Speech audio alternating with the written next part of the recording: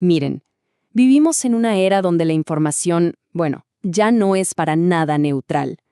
Todas esas herramientas que usamos a diario, ¿saben?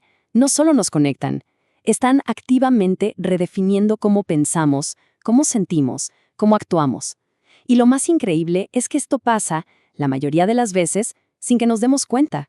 Y claro, esto nos lleva directamente a la pregunta central de toda esta reflexión. Yo diría que es, quizás, la cuestión espiritual más pero más crítica de nuestros tiempos. Porque, a ver, la formación de la mente es algo inevitable, ¿no? Pasa todo el tiempo. La verdadera pregunta, la que importa, es ¿a quién o a qué le hemos entregado ese control? Entonces, ¿dónde se libra esta batalla? Pues en nuestra propia atención.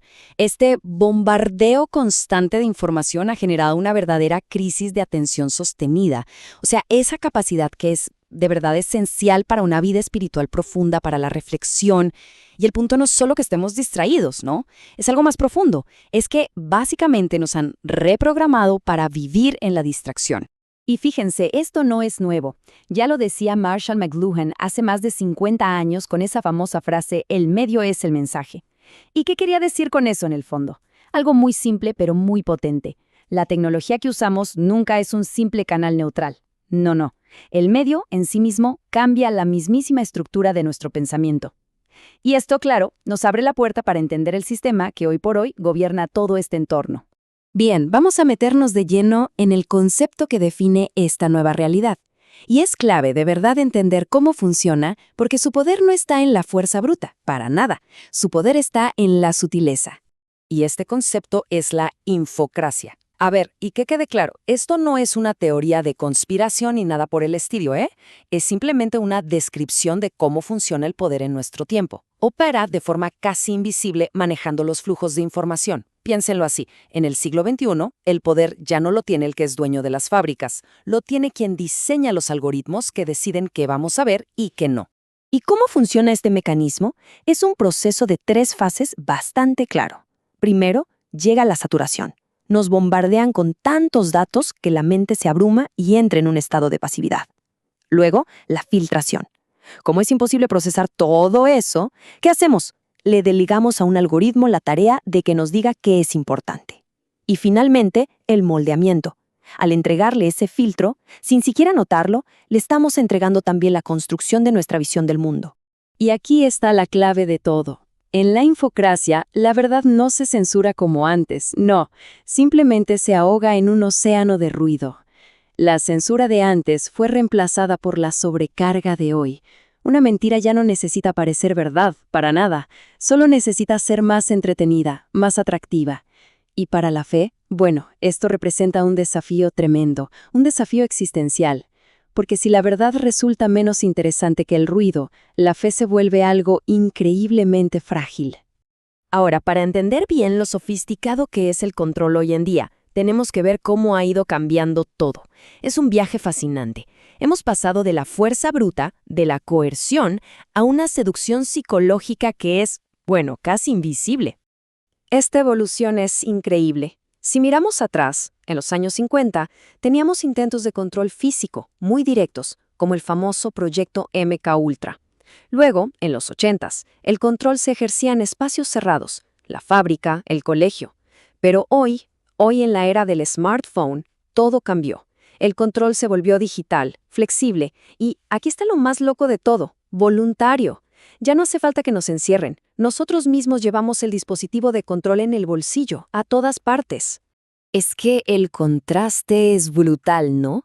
Pasamos del control a través del dolor y el miedo, un método visible, torpe y poco eficiente, al control por medio de la recompensa y la gratificación instantánea. Esos me gusta, las notificaciones que vibran en el bolsillo, son métodos invisibles, no cuestan nada y son infinitamente más efectivos para moldear el comportamiento.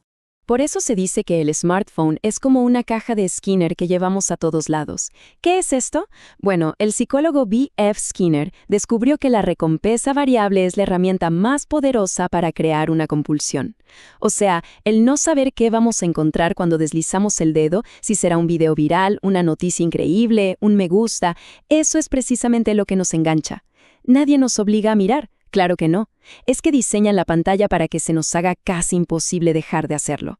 Bueno, y frente a todo este panorama que parece un poco abrumador, ¿hay alguna solución?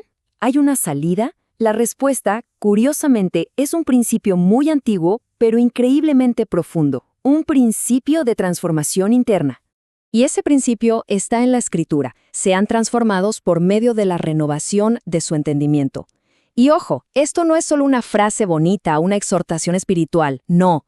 Describe un proceso de cambio real, tangible. No se trata de adaptarse a un molde de afuera, sino de una verdadera metamorfosis que ocurre de adentro hacia afuera, una que reestructura por completo nuestra forma de pensar. Y lo increíble es que la ciencia moderna confirma esto con el concepto de neuroplasticidad. La regla es muy simple. Las neuronas que se activan juntas se conectan entre sí.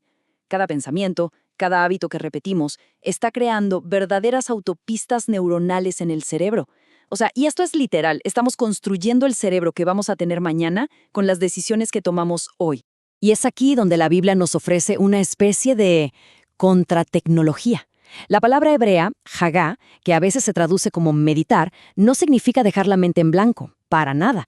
Significa más bien rumiar la verdad. Es un proceso lento, repetitivo, deliberado, o sea, es el antídoto perfecto para el consumo rápido y superficial que nos exigen los algoritmos. Entonces, ¿cómo llevamos esto a la práctica? Bueno, la clave no es tanto la abstinencia, sino el desplazamiento. O sea, reemplazar activamente todo ese ruido digital. ¿Cómo? Pues, por ejemplo, con la fisicalidad de un libro, que ya de por sí elimina un montón de distracciones. O estableciendo una regla simple pero súper poderosa. Nada de teléfono durante la primera y la última hora del día.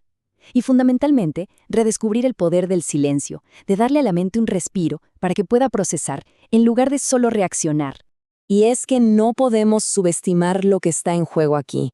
La gran batalla de nuestro tiempo ya no es por recursos naturales ni por territorios. La lucha definitiva de nuestra era es por la soberanía de la mente, por la orientación del alma. Y todo esto nos deja con una idea final, una idea muy poderosa. En un mundo que lucha con uñas y dientes por secuestrar nuestra atención, el hecho de ofrecerla de forma deliberada, de forma consciente, a aquello que realmente da vida, se convierte en el acto más profundo de adoración y también en la forma más pura de resistencia. Al final la pregunta queda en el aire. ¿Quién nos va a moldear? ¿El algoritmo o la palabra?